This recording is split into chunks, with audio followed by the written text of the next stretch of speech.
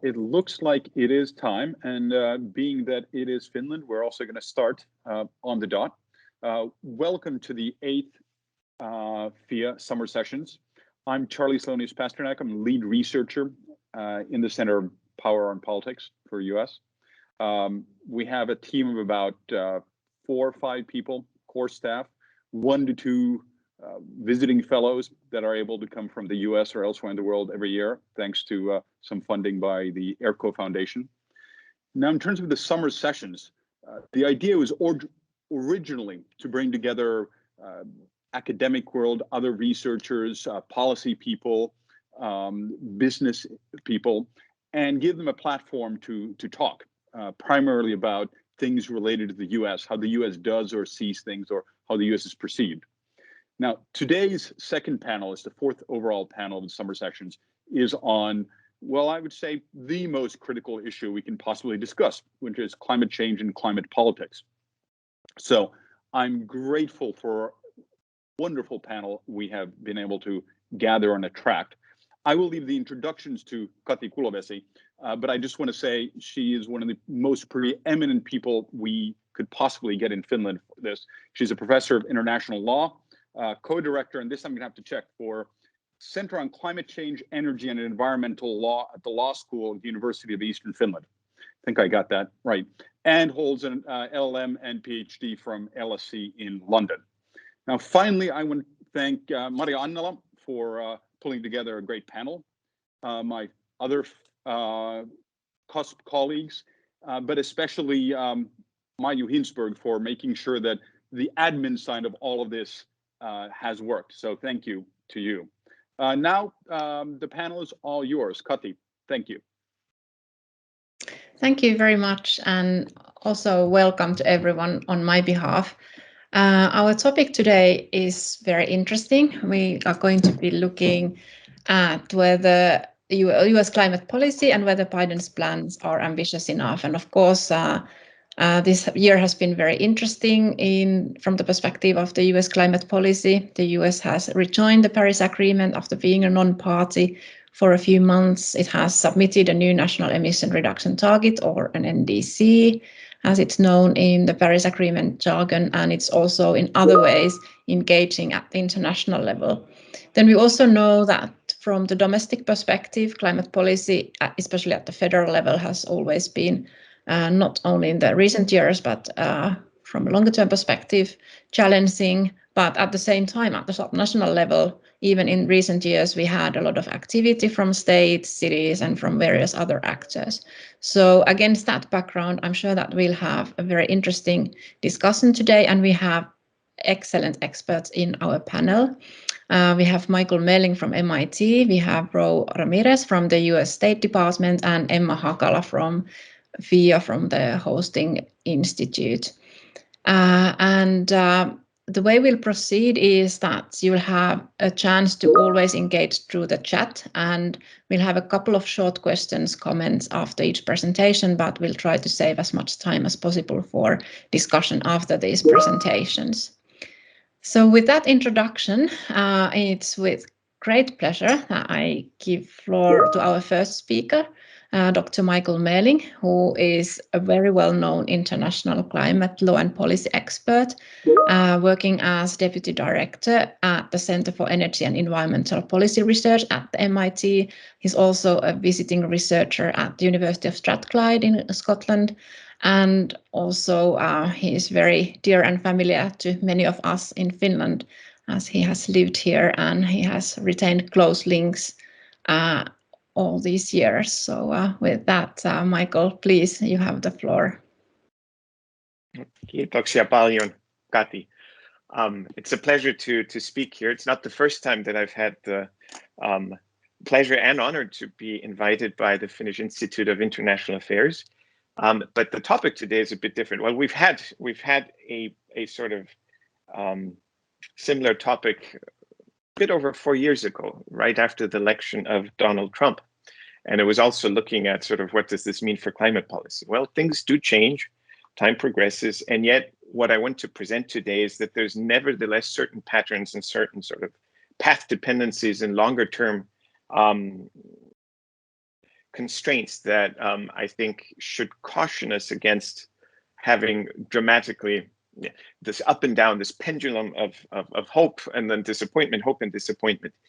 I'll share my screen. I have a few slides, and I'll try to be, I'll try to keep it high level, not go into too much granular detail. There's a lot happening. I couldn't even for myself claim that I follow everything and know everything that's happening behind the scenes, for instance, within the Beltway in Washington, D.C., or of course, at the level of states and cities. And of course, we also have with Rohimir afterwards a much more insider perspective. So I'll also happily defer to him for commenting on the administration's activities, especially internationally. I'm trying to now share my slides, and starting the slide presentation. Let's see. You see it? Is it okay at your end? Yes, I'm assuming that's yes. All right, great. Thank you. So first of all, thinking back to where we stood about a year ago, let's say, there's this wonderful tool online that you can always visit called Climate Action Tracker that analyzes with a relatively robust methodology that's also used by UNEP, the UN Environment Programme, and others, sort of what countries are doing and how appropriate it is given their level of economic development, their mitigation potential, their level of emissions, etc. And after 3.5 years of having President Trump in office, the assessment was critically insufficient. You of course know why.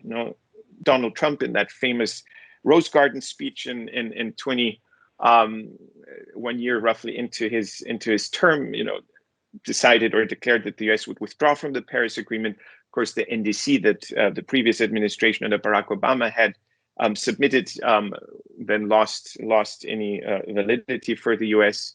Oops, gotta get back.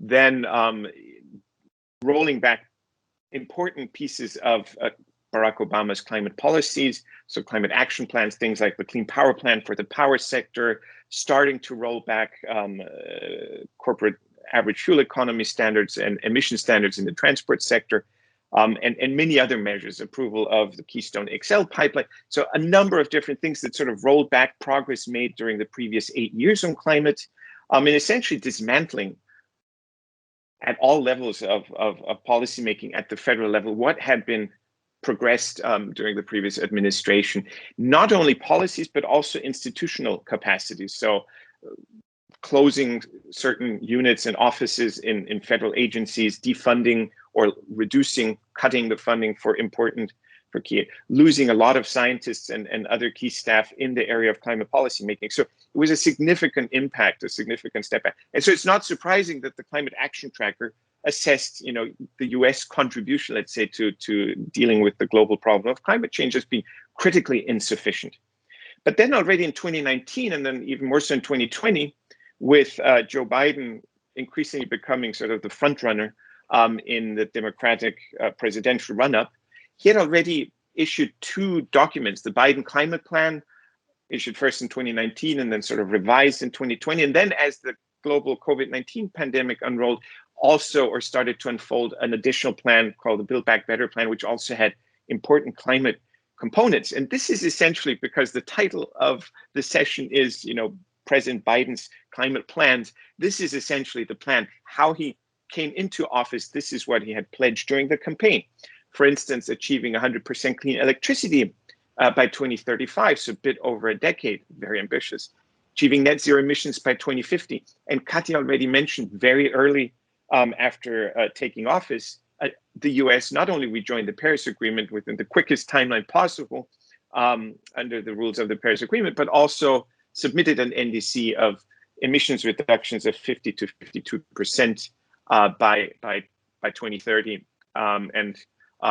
Again, within domestic policy, this net zero emissions by 2050 is also now pledged, at least politically.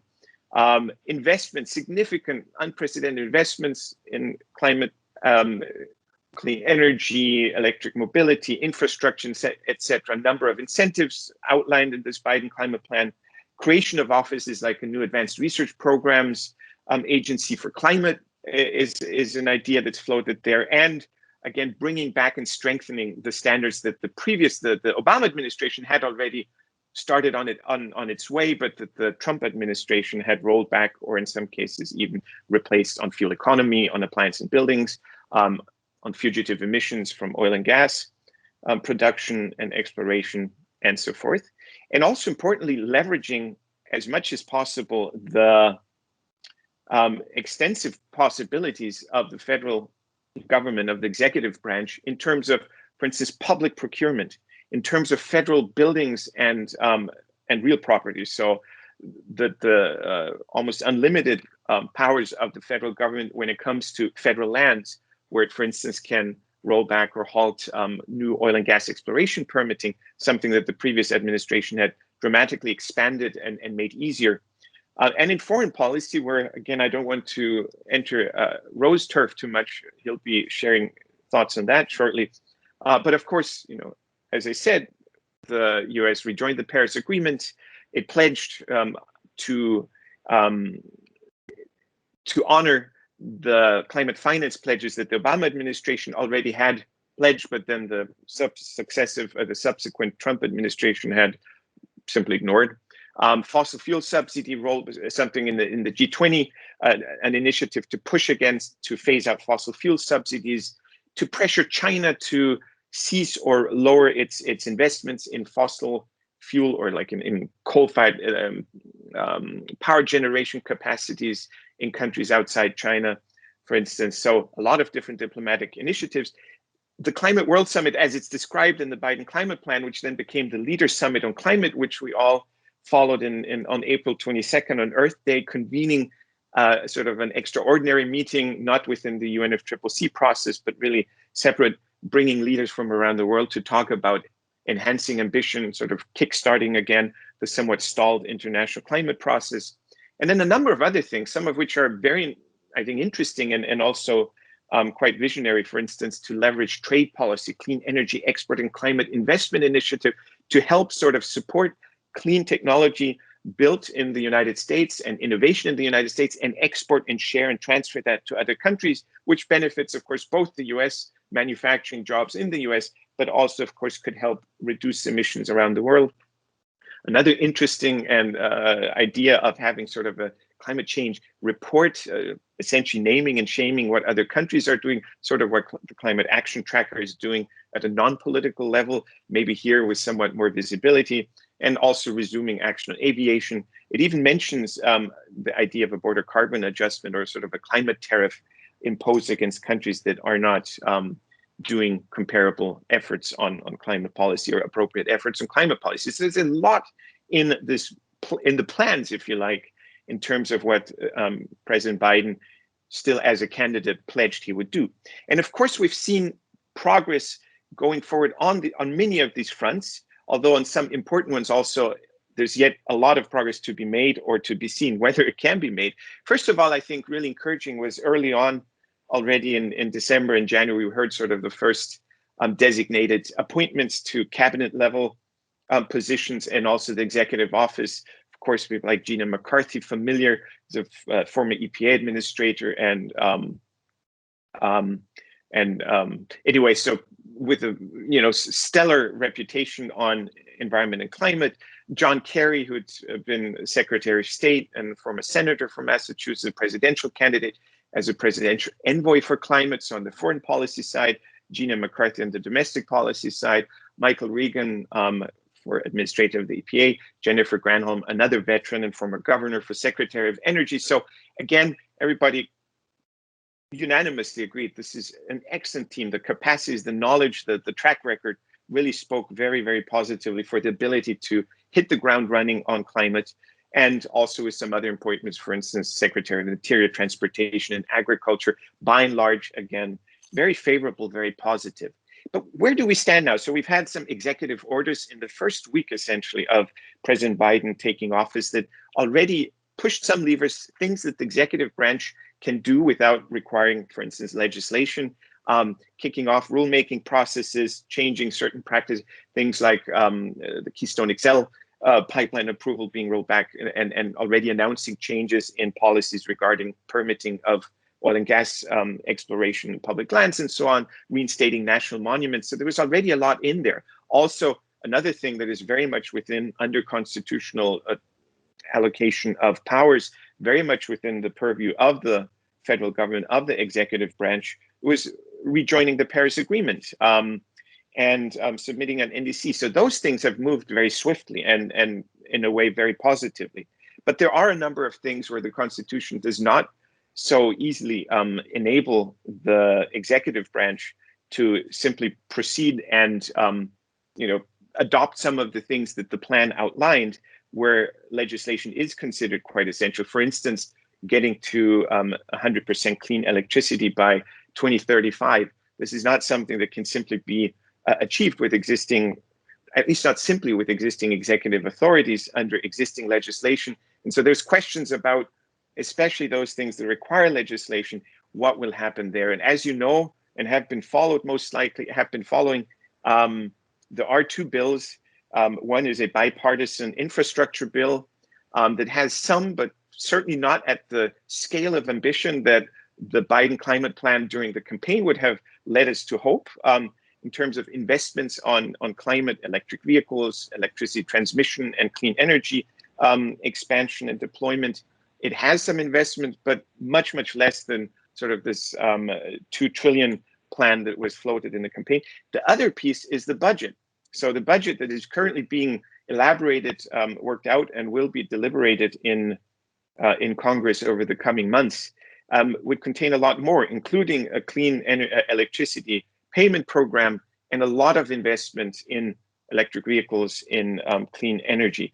But there, we don't know yet how those negotiations will ultimately unfold, and whether or not the administration and the progressive Democrats in Congress can sort of keep the climate components as they are currently suggested or proposed really intact and not have to enter compromises to pass it. And so that's sort of the second part of my presentation here, is also to kind of remind us of the broader context. So first of all, it's really a reality check.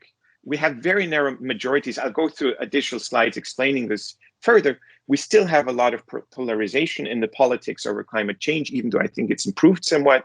We do have a number of other big challenges, from pandemic and, of course, reviving the economy, to now, especially after Afghanistan, also thinking about the US role internationally and security concerns. It's important to also remember the sort of geophysical and socioeconomic circumstances, the fundamentals in this country, which differ quite dramatically from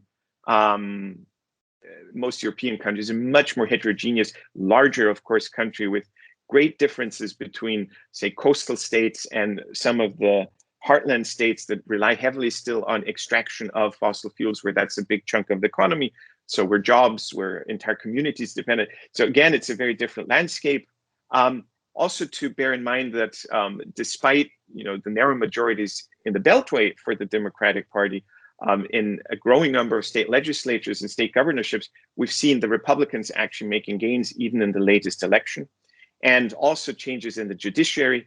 And finally, the issue that I described before, this sort of erosion of capacities, financial, staff across federal agencies, that is improving, of course, under the new administration, but takes time, cannot simply be reverted to the, say, Obama state overnight. So quickly, a reminder of the political majorities. And do remember that even though in 2010, after the 2008 election and the entry into office of Barack Obama, he had a much wider margin in both houses of Congress in 2010, and yet even then, despite that, it wasn't possible to pass comprehensive climate legislation, the Waxman-Markey Act at the time, which did pass the House of Representatives narrowly, but failed to go to vote in the Senate. And so in 2021, we're looking at much narrower majorities, and again, as I mentioned, also expanded Republican majorities at the subnational level. And so what President Biden and the progressive Democrats in Congress have to deal with is really sort of a split Democratic Party to some extent, with some say there's 6 different factions, but you can sort of group them in more moderate and more progressive factions. There's less party discipline than we're used to in European party politics.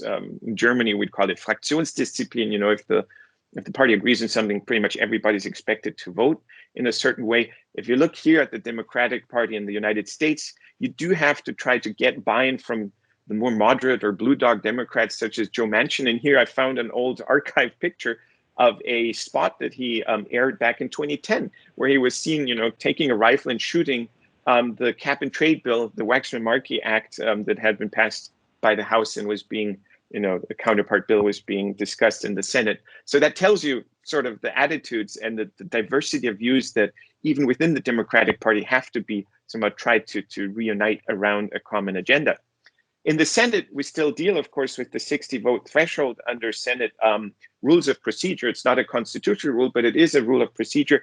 There's been some discussion of eliminating that, but there's a lot of resistance, and senators like Joe Manchin have said they wouldn't vote for that. So it's not easy to envision that happening. So you need definitely a number of Republicans to join in any climate legislation. The one exception is budget legislation, which can go through the budget reconciliation process. And there's a rule, however, that dictates what can be included and what not in the budget reconciliation. It has to have a sufficient nexus to fiscal issues. And so, for instance, this clean electricity payment program, there's questions about whether or not that would be sufficiently linked to taxes and fiscal rulemaking to be passed with budget reconciliation. So there's really some serious questions about what can and cannot be included in the budget that is being discussed.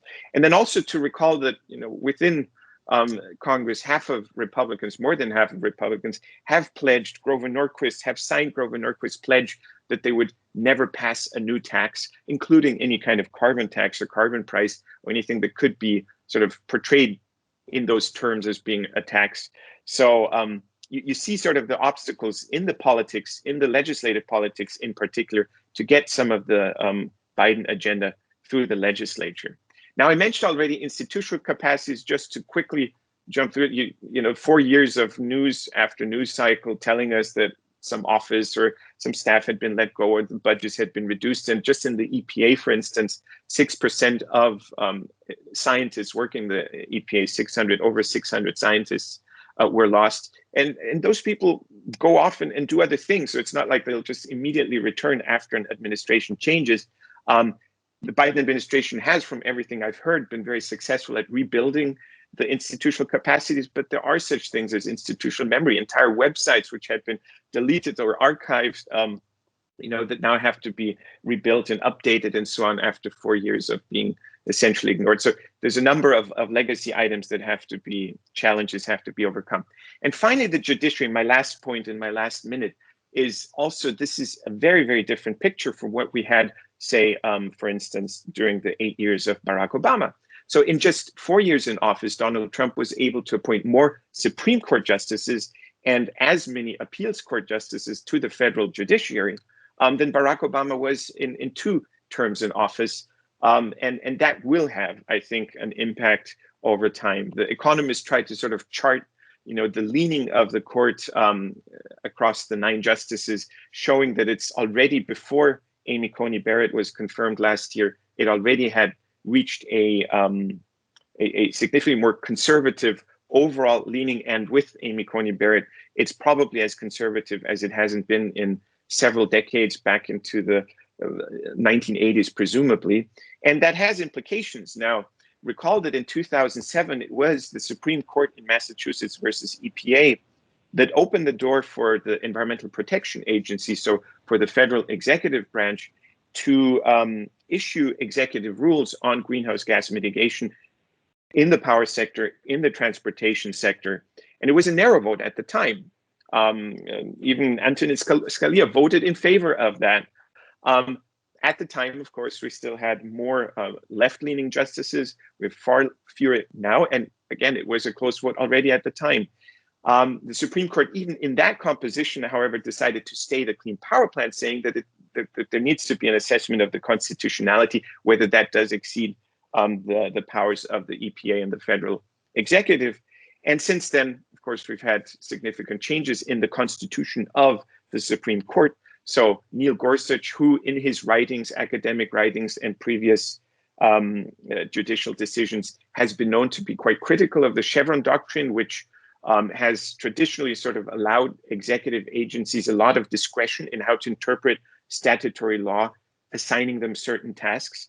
And so there's a big question whether under his sort of influence, the Supreme Court might be less willing to leave to, for instance, the Environmental Protection Agency the powers to deal with climate change as it had during the Obama years. And with Amy Coney Barrett, again, significant questions during her confirmation hearings. She evaded questions about climate change, calling it a matter of public debate, which of course inflamed many on the left and sort of the climate community. Her father worked as a lobbyist for oil and gas, or as an executive in the oil and gas industry, which has caused her to recuse herself of several cases in that dealing with oil and gas issues. So, but by and large, I think her initial decisions that she's participated in the last year suggest that she might be more moderate than many expected, which is good. Still, all in all, I think the takeaway for me is, it is still an extremely challenging context, despite the very ambitious plans that President Biden has put forward during the campaign and already started sort of operationalizing where the executive branch has those powers. Some of the big and hard steps still remain to be implemented, and those are the ones where I see challenges. That said, I do want to also remind us all to think about subnational action. The 4 years of Donald Trump actually revived, if you like, really gave a shot in the arm of subnational action in California, in Massachusetts, New York, and other important states at the level of cities and in the private sector. So it's really important also not to only focus on what's coming out of Washington, D.C. and what's happening at the federal level, but also to remind ourselves that it's a big country. There's a lot more happening than only in the Oval Office. And with that, I'll stop my presentation and also try to stop sharing my screen. Let's see, here we go. Thank you. Excellent. Thank you very much, Michael. I very much enjoyed hearing this, and you offered some excellent reflections and a reality check on the sort of constitutional, political, institutional constraints and challenges that the Biden administration faces in pushing forward climate policies. Now I said that we would have the opportunity to ask 1 or 2 questions. There's actually one small question already in the chat. How much nuclear energy features in the plans? I think that this is sort of related to the plans that and the electricity 2035 electricity target. Do you think you can answer that? I'll be happy to try. So there's been some discussion. There's some pressure from small parts of sort of the climate community and the left, the further left sort of wing of the Democratic Party to not include nuclear energy in clean electricity, in definitions of clean electricity. But there's no question that if we have a clean electricity payment program, it will also include nuclear. So the vast majority does support including nuclear in definitions of clean electricity. Otherwise, it would also be called, a renewable electricity payment program, not clean electricity. There's an agenda behind the name there. Okay, thanks. I think that we can come back to you with questions after we've heard from the next speakers. And next on the panel, we have the privilege of having Romir Ramirez from the U.S. State Department. So he's the climate policy officer for the Office of Global Climate Change.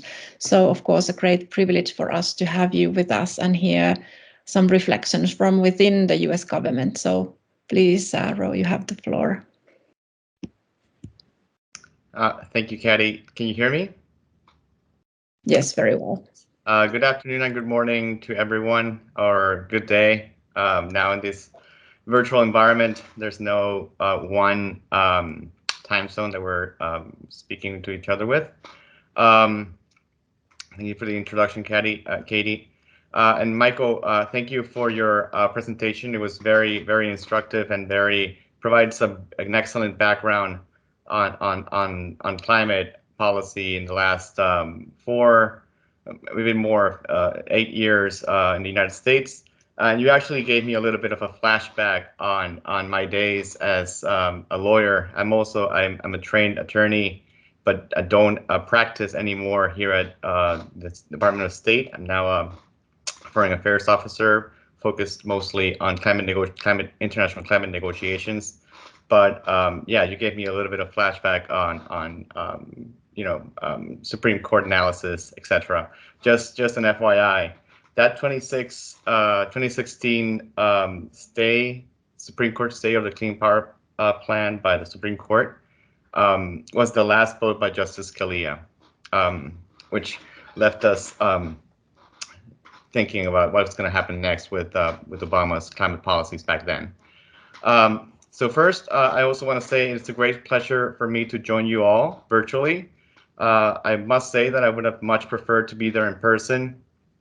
I've heard many great things of Helsinki and really cannot wait to be there in person at some point in the future. I'm also very honored to participate in the Finnish Institute of International Affairs Center on U.S. Politics and Power summer session panel on climate change, an issue that is now at the center of the U.S. foreign policy, diplomacy, and national security. President Biden understands the critical role the United States must play in the global climate effort and wasted no time to take swift and bold actions that address the climate crisis. He announced sweeping executive action on January 27th to tackle the climate crisis at home and abroad, directed a coordinated whole-of-government approach to address the climate crisis and put the United States on an irreversible path to achieve net zero emissions economy-wide by 2050.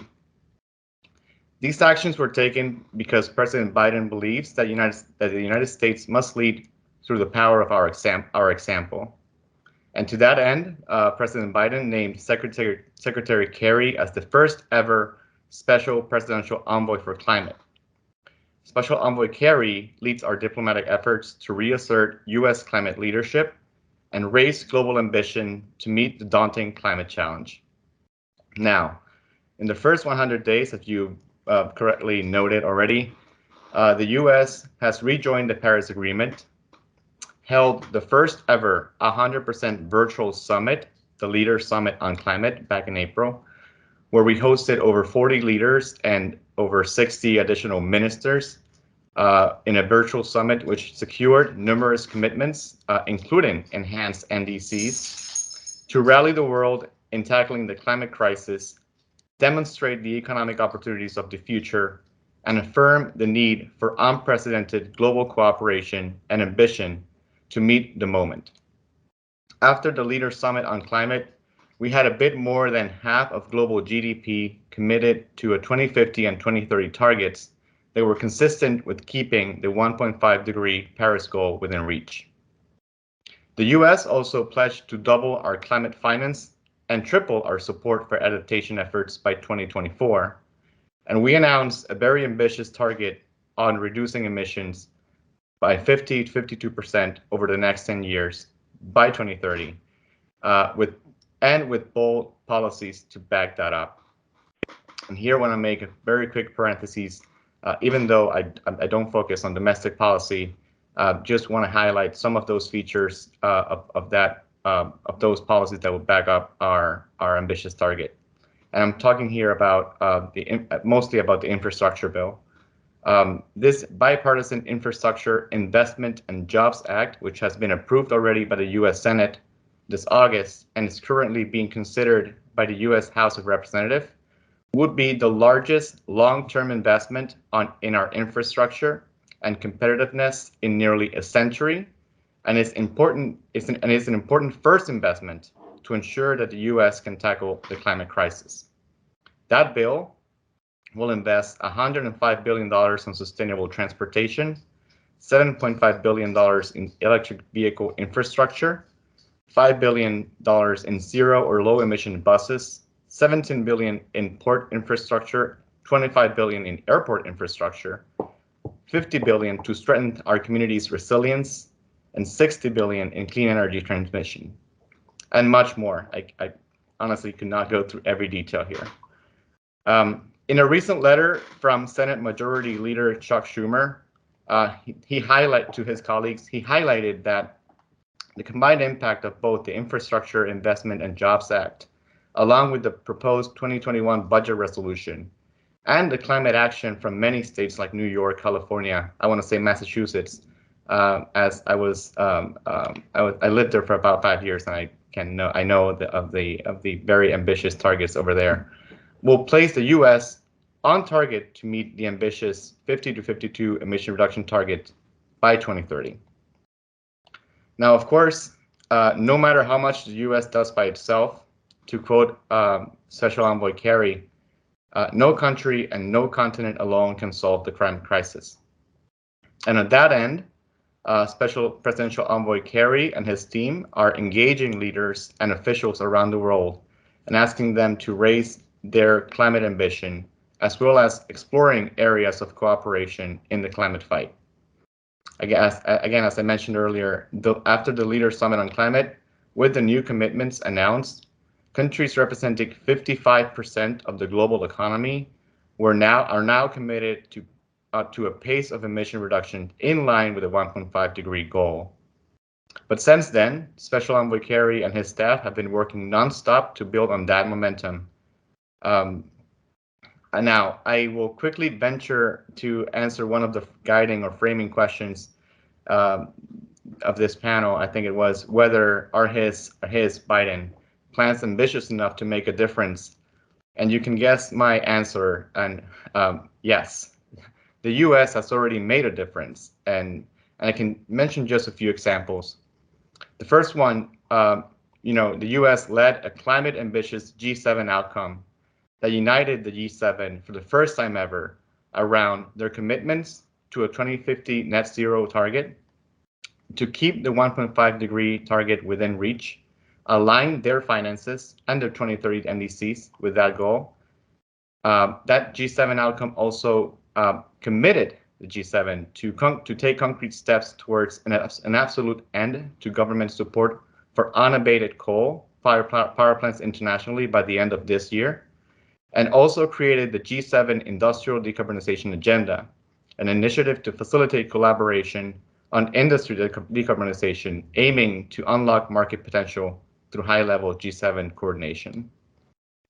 But also, the U.S. have been launching new partnerships. For example, the U.S.-India Agenda 2030 partnership, which is aiming to mobilize finance and speed clean energy deployment. And other initiatives that the U.S. is either leading or co-leading, like the First Movers Coalition to catalyze demand signals for innovative products and technologies, the Agriculture Innovation Mission for Climate to mobilize global investment in climate-smart agriculture innovation. And I could probably go on, and I'm sure I couldn't list each and every initiative without forgetting some very important ones, so I'm just going to stop there. Now, on the road to COP26, countries are being asked to come forward with ambitious 2030 emission reduction targets that align with reaching the net zero by the middle of the century. That's basically the UK message. But I must finish my intervention today quoting again Special Envoy Kerry for something he said during his remarks in his last visit to the UK. And that is that we must not only be ambitious or set ambitious targets, but we got to have clear plans for how we're going to get there over the next decade. And that's is the work that lies ahead of us. Thanks. Excellent. Thank you very much for your intervention. And it was very interesting, of course, to hear how the US has been engaging and taking more action now at the international level, rejoining the Paris Agreement, organizing the Climate Leaders Summit, and of course, trying to push forward for more ambition, which is, of course, as we know, in light of the recent IPCC report, an urgent task. Now, there's an opportunity for the participants to ask questions. I don't see any in the chat, but if anyone wants to take the floor and ask a question now, that's a possibility.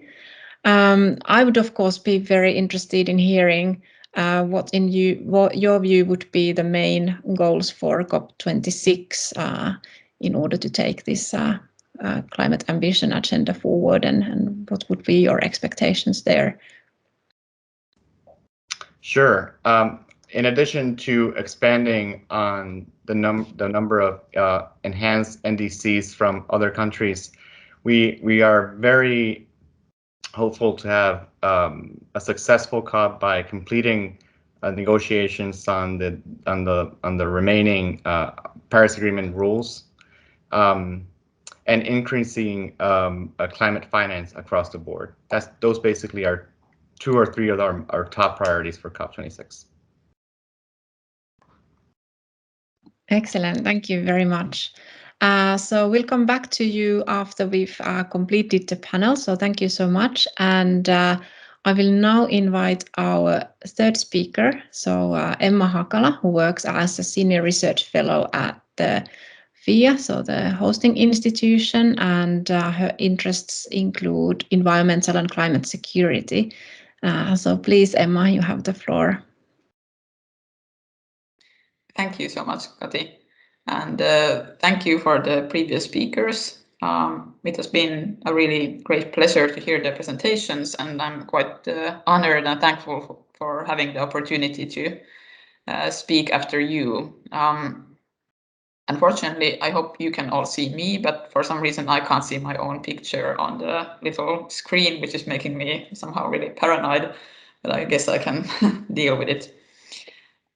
So I thought that I will offer some thoughts from a bit of a more of a global perspective, and especially maybe focusing on the perspective of the EU, hopefully not taking the discussion too far from the US, and I intend to somehow bring it back then to the US perspective and also the EU-US relations. But I think I can somehow, for me, it is maybe easier to use the EU as an example in some issues that are related to the sort of main topic that I wanted to address, which is the fact that the climate change is increasingly being seen as this geopolitical issue and also maybe an international security issue.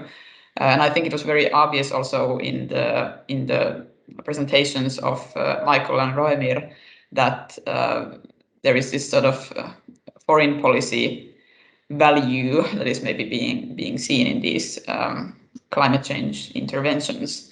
So I would like to address and expand on that a little bit, and then consider what that means for the US and also maybe for the EU. And a part of this geopolitical interest that is associated with climate change is the fact that it can be seen as a kind of an opportunity, but also a risk, all this action on climate change. So as was already discussed previously, there are all these foreign policy interests that can be associated with climate policies and sort of reaching out to different countries and so on. But then also there are geopolitical risks associated with climate policies, only because of the fact that whatever you do in your country, like within your country, in terms of all kinds of political or economic incentives, that usually has some kind of implications outside the country as well. And especially when we're talking about these big actors like the US and the EU, then these implications can be quite strongly felt around the world. And the reason why I think that the EU is maybe an interesting example in this sense is the fact that the EU has been, also maybe because it has had the recent 4 years to kind of move ahead on issues which maybe the US hasn't been doing so actively.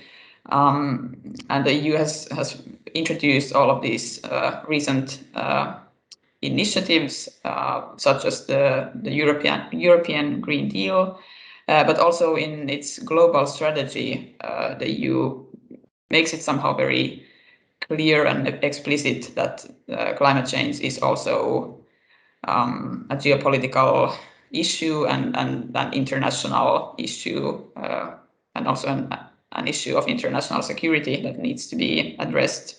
But then what that means in practice is perhaps not always so clear.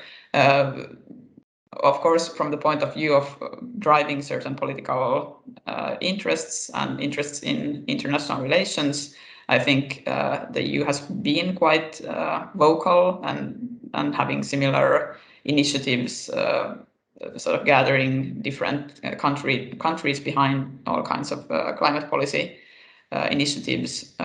There has been some action, but then on the part of addressing these geopolitical risks that are associated with climate policy specifically, I think that there has maybe been a bit less, at least explicit discussion. And when I talk about these risks, what I'm addressing are, for example, sort of three issues that come to mind perhaps most obviously. So one, of course, is associated with this climate border adjustment mechanism. So sort of introducing these kind of payments to countries in order to reduce the amount of emissions that are coming or associated with the goods that are coming to the EU in imports. And then also the sort of idea in the EU of associating trade or climate goals to trade agreements. And this, of course, can cause all kinds of kind of problems in the relations with neighboring countries and also with countries that are very important trade partners for the EU. So that even if we kind of acknowledge that these kinds of measures are very necessary, they can still contain some kind of risks in terms of international relations. Then on the other hand, there are new risks associated with all kinds of new dependencies with the supply chains and the new materials that are needed for clean energy production. So the EU will have to import all kinds of raw materials that are and critical raw materials that are needed in order to transform energy systems into more sustainable ones. And this means that the EU would need to deal with new sort of uncertainties in its supply chains. And yeah, this is also creating new risks in the sort of global outlook. And then thirdly, I would say that this may be a bit of a more of a kind of a global and human security issue, which is the fact of what these policies mean for the rest of the world, because in a way it's easier probably for the EU and the US as well, and these big actors to, which are also rather high income countries, to transform their economies and their energy systems and so on. But then what that means to the rest of the world and to in terms of, for example, outsourcing these environmental problems to other developing countries, I think this is a big issue that needs to be addressed, and it's not always clear what is being done to acknowledge this. So in short, I'm not saying I don't necessarily have any solutions to these risks that I just mentioned, but I think that it is quite clear that all of them can somehow be helped with cooperation and creating new partnerships and for example, new investments, new international investments, which were also issues that were quite clearly mentioned in the previous presentations. So in that sense, I thought that maybe I'll leave my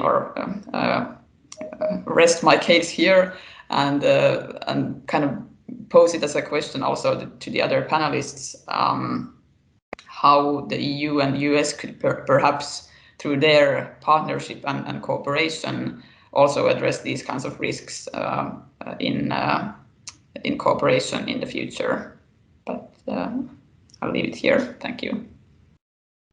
Okay, many thanks, Emma. I think that these were very useful ideas, and of course you raised important issues like trade relations. Of course, the EU's proposal for the carbon border adjustment mechanism is highly relevant. Also the question of access to raw materials and for clean energy technologies. And you actually, at the end of your presentation, sort of raised the question that I was going to ask you and put it to the other panelists. So perhaps At this stage, I will give them the opportunity to answer the question. And my question would have been sort of that: do you see any concrete steps that have already been taken that could be easily taken by the US and EU to collaborate on these issues? But perhaps I'll give the floor to Michael and Ro if you want to respond to Emma's question. Sure, great points, and also enjoyed both interventions very much. Now, I'd like to pick one up and sort of in the art of punting the question forward to Ro. I'd like to focus on the CBAM, the Carbon Border Adjustment Mechanism, because I find that it's sort of an excellent example that really puts in stark relief this potential for conflict or cooperation on one single issue on which, on the overarching priorities and objectives, there is definitely alignment on both sides of the Atlantic. And yet, there could be very different directions on how progress or not is made on this specific issue of aligning trade and climate policies. Both policy instruments have been, this idea of border carbon adjustments has been discussed on both sides of the Atlantic for over a decade. The Waxman-Markey Act that I was referencing in my presentation contained an extensive section on international reserve allowances that would have been nothing else than a BCA. It resonated always well in debates here with labor unions, with trade associations, etc. It has political traction, very much so. And so it's no surprise that Joe Biden had it as a candidate in his plan, and it's been discussed. And there's been a first sort of tentative bill by Senator Coons and Representative Peters that sort of suggests how this could be dropped into the budget reconciliation process. So there is definitely thinking about putting a border adjustment forward here in the US. But of course, the EU is a little bit further ahead in terms of actual policy elaboration. It's gone through the proposal making within DG TAXUD at the European Commission. We've had the impact assessment preceding that, all after Ursula von der Leyen made it one of her signature issues under the European Green Deal in 2019, which was a dramatic change from more than 10 years of rejecting, outright any kind of intervention in trade relations for climate in the Commission. It was a very unpopular instrument, but things have changed. So on both sides of the Atlantic, we see movement and interest, and yet Secretary Kerry was quite critical in his first visit in Europe, warning the Europeans not to move too fast, that this could poison sort of the atmosphere for climate cooperation. It should be an absolute last resort. I think he softened his stance a little bit, but I still sense sort of this dissonance there in a way, like we might implement it for ourselves here in the US. We need it to get buy-in of certain constituencies, etc., especially if we want to get Republicans to support parts of the program. But we're not so happy if Europe moves first and implements it against us. So I'd be curious, how it's a good example of where cooperation by both these actors, 500 million consumers in Europe, more than 300 million in the US, this would get the world's attention. This would make such an instrument very, very effective, despite all its complications. But if the two main sort of consumer markets disagree, I think it's not going to go anywhere. So I'm curious to hear sort of where discussions stand in your view. Me as well. You have the floor if you want to respond. No, definitely. I think I expected carbon border adjustment to pop up in this conversation.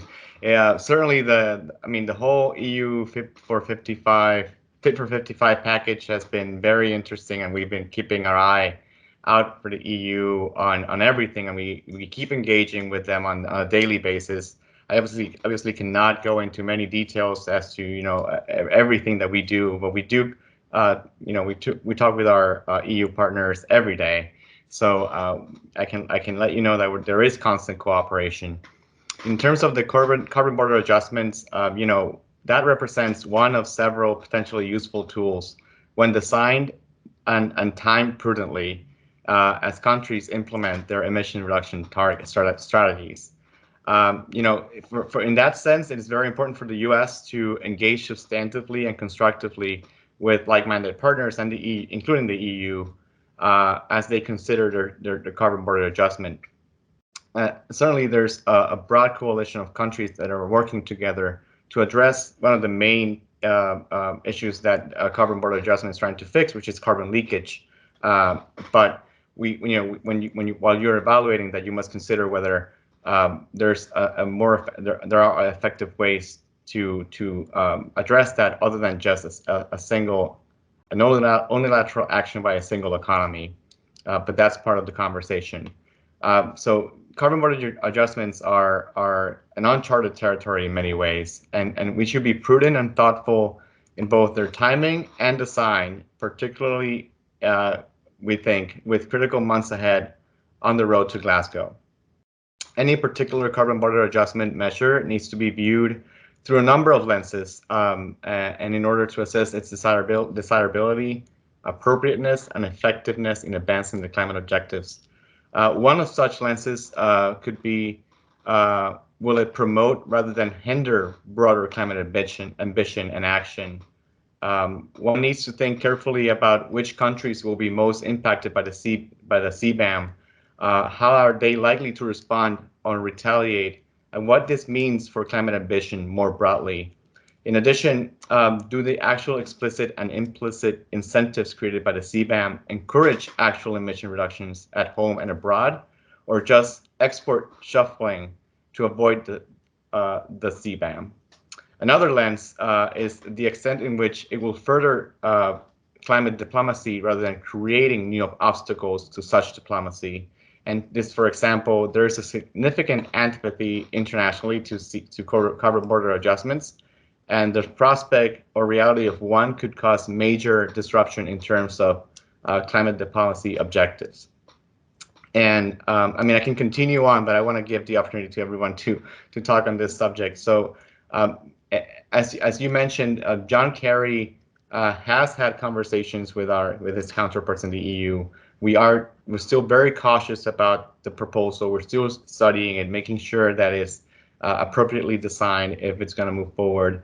But we just want to make sure that it's not affecting other climate priorities, or at least in the short term, as we work towards Glasgow.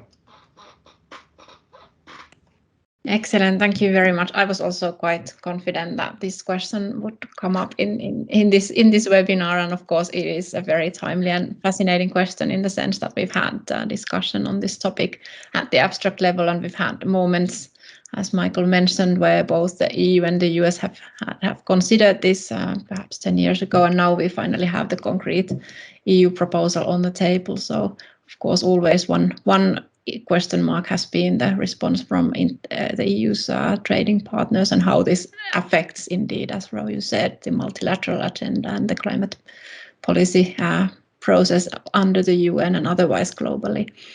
Emma, you've heard responses from Ro and Michael. Would you want to respond and react to their comments now?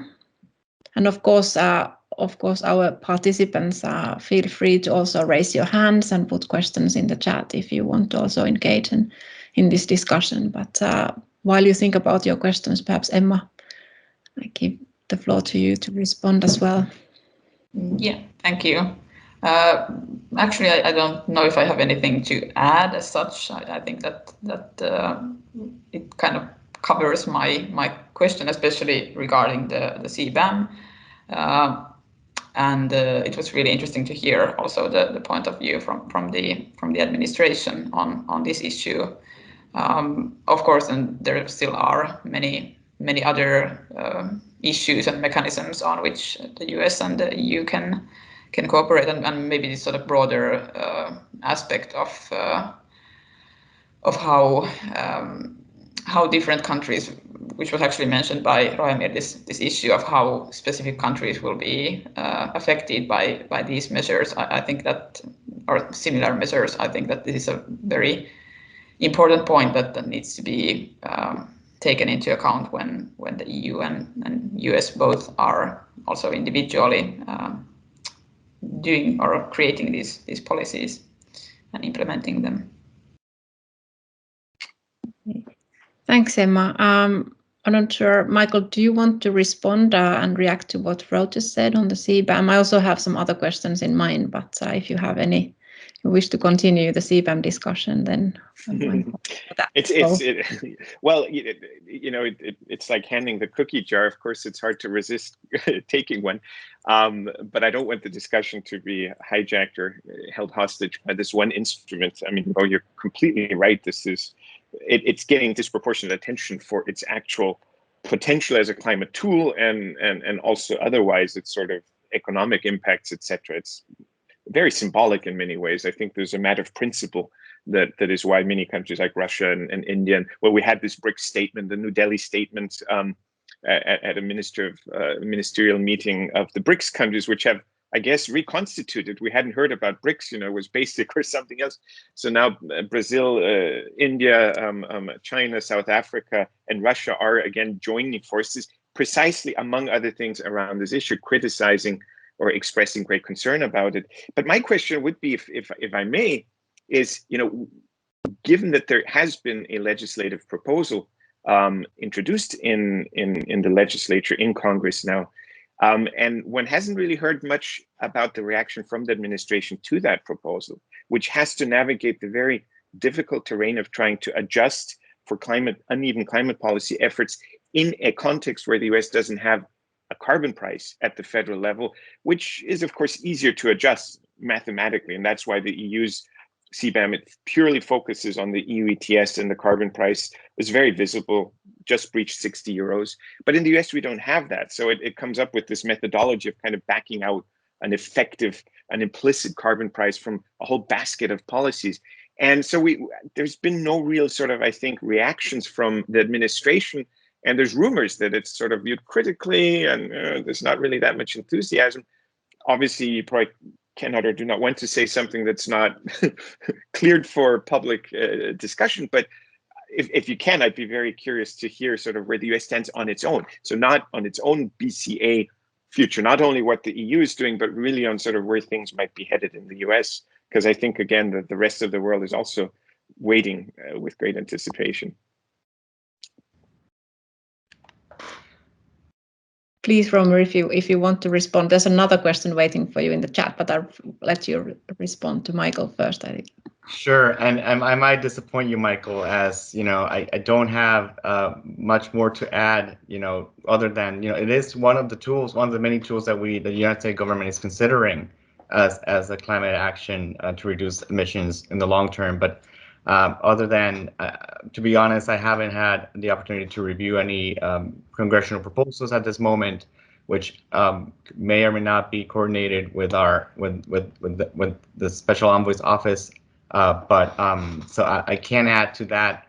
In my official capacity, I do engage mostly on, I want to say almost completely in the international scene. So any domestic discussion, I'm unfortunately out of context right now. Totally fine.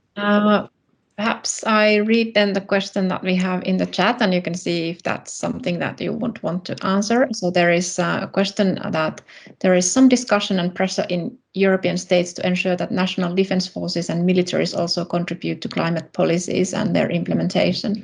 The Pentagon is still the single largest purchaser of carbon fuels.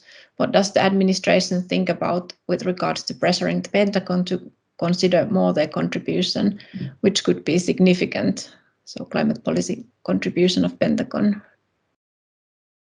Do you have any reflection on that, Romero? That is an excellent question, but I do not have any reasonable answer other than President Biden has directed a government-wide approach, comprehensive government-wide approach, which should include the military arm of the United States. So they must be taken into account climate change impacts, but I can't go into detail as to how or what steps are they taking. Okay, thank you very much. And to all participants, the floor remains open for you to raise your hand and ask questions in the chat. While we're waiting for that, I actually had one question that came to mind when I was listening to Michael's presentation. And so we've got the US back in the Paris Agreement, and we've got the NDC. And then you outlined the various challenges that we have at the domestic level. So what do you, Michael, think of the US NDC, and also in light of the challenges that you discussed, how realistic do you think that the US will achieve the NDC? So that's of course kind of coming back to Ro's closing words in his initial intervention. You know, it's having targets is one thing, but being able to credibly show and demonstrate that they are achievable is another thing. And I think that is a challenge to all countries, including the United States. So part of my argument, or part of my sort of messaging, or the takeaways that I wanted to share with the audience, was that we have ambitious targets. There's a very bold vision. I mean, no presidential candidate or president has ever outlined as ambitious a vision on climate policy as Joe Biden has. Some still think it's not sufficient, but at least in terms of sort of where things should be headed, I think one can safely say that it is unprecedented. And it surprised many who, during the election campaign and cycle, saw candidate Biden as a sort of more centrist, a moderate who would try to find compromise. On climate, he came out pretty aggressively, which of course was very welcomed by the climate community. The challenges come in trying to really show that this is something that can be implemented, and not just implemented, over the next 4 years, but in a durable way that another administration in 4 or 8 years would not easily undo, as we saw with what happened during during and after the Obama administration.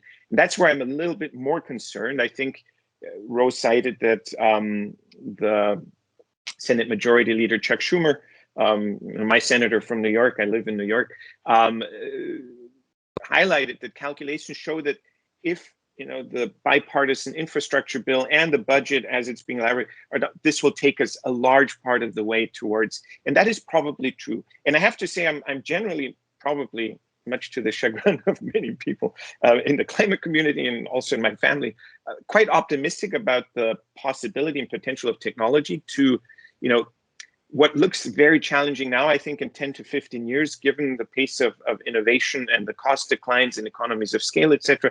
I am somewhat more optimistic, just looking at the past and our track record of having thought that, for instance, electrifying with wind and solar is going to be far too expensive, will never be competitive within our lifetimes, etc.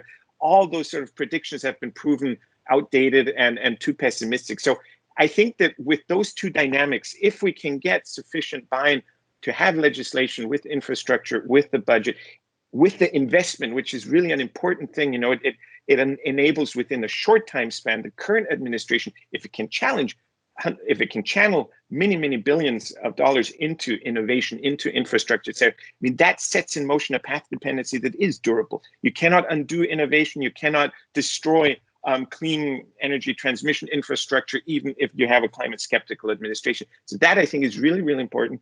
And again, also, I'm hoping that innovation will also sort of help us bridge any gaps that might come politically. But again, I think the politics and the judicial side of it remain challenging. So there are definitely a lot of questions there, whether or not this bold vision can be achieved beyond a Biden 4 or 8 year term or not.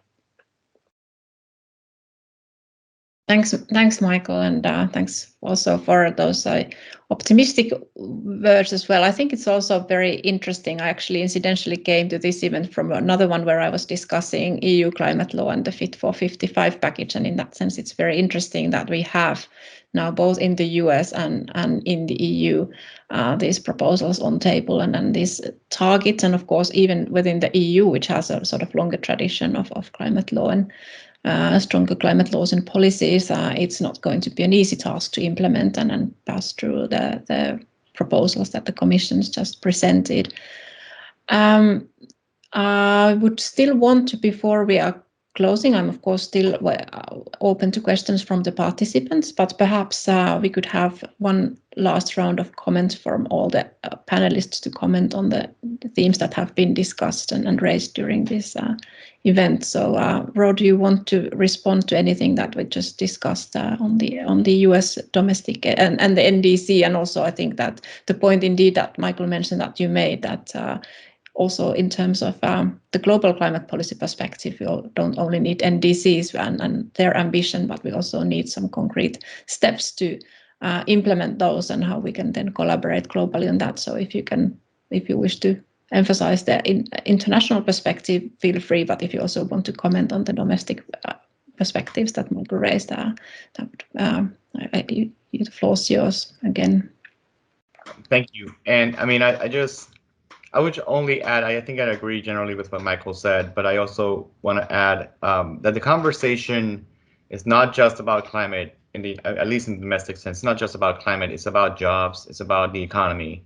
So I think in that frame, with that framework in mind, I think there's a bit more optimism that we can put the policies in place to deliver, in addition to growing our economy and providing jobs to our people, but also reduce emissions as a additional benefit to those investments. So that's something that I think President Biden has communicated in most of his messages. This is not just about the climate crisis; it's also about the economy, and that's why the infrastructure bill is so important, because it's the first long-term investment bill under consideration in the last more than 50, 60, 70 years in Congress. So I think, as Michael, I am optimist. I am an optimist anyway, but I'm very optimistic that we're going to get policies in place to put the United States in an irreversible path to a carbon neutral economy by 2050.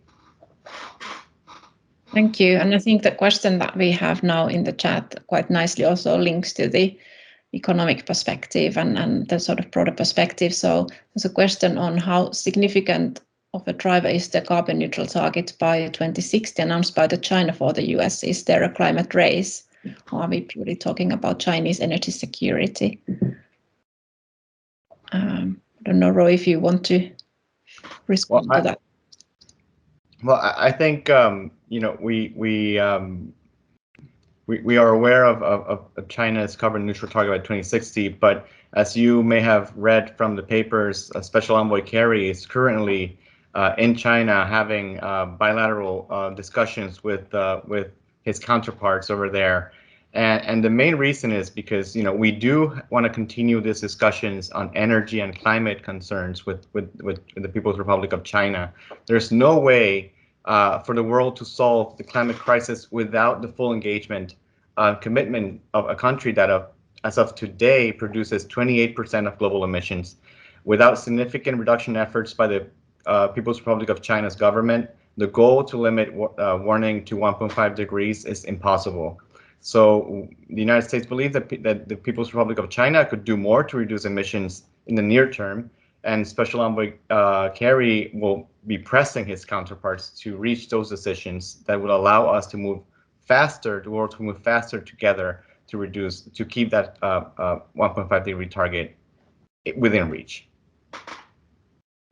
Yeah, thanks very much. And that's, of course, very positive to hear that the US continues to engage with China. We know from the negotiations for the Paris Agreement that the bilateral collaboration between the US and China, of course, is very crucial for the global climate policy efforts. We are almost nearing the end of our allocated time. I just said a while ago that I will offer everyone the opportunity to comment still. And Emma, I'm now looking at you if you still want to come back and say some final remarks. I think I can just briefly kind of add on to the optimism, which is really unusual for me because I'm not an optimist at all, and I'm still a bit, of course, hesitant and tentative when it comes to this issue. But as has been mentioned here and by the previous speakers, a lot has really changed, and it seems like we are actually moving from just talk into actual implementation, at least on some issues, very crucially. And it is also, I think, a really important point that there are many kinds of policies, or especially technologies, that once they are in place, they are not that easy to remove, and it wouldn't make any sense to remove them. So in that sense, things are moving forward, even though, of course, the pace could be faster and should be faster, but there is a lot of room for optimism at the moment. So I guess I'll leave on that optimistic note.